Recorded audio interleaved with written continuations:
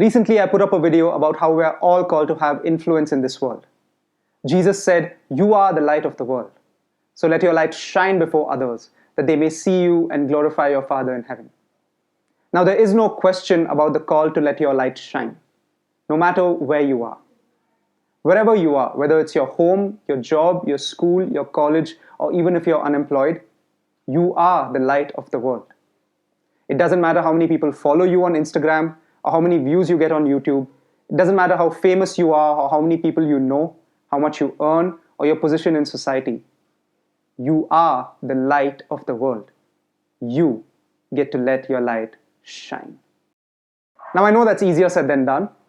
The question is probably going to be how? How am I supposed to do that? How can I be a good influence in this world? How can I let my light shine? And how can I be the person that God has called me to be? Now, there are lots of ways to do this. Maybe in finding out our purpose and in living it out. But I wanted to talk about one of the ways in which you and I can be a light. Now, there's another place in Scripture where we're called to shine like stars in the sky or appear as lights in the world.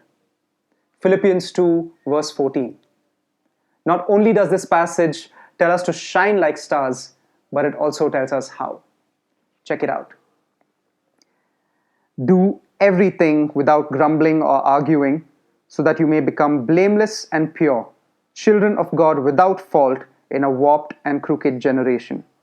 Then you will shine among them like stars in the sky. Do everything without grumbling, without arguing. Now, is that not true?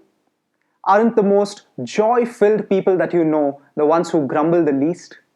The ones who do what needs to be done, even the most menial tasks, without complaining? Does that not make sense?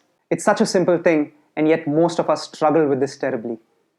We grumble, we whine, and we complain about where we are in our lives and about the things that we have to do and the things that we don't get to do.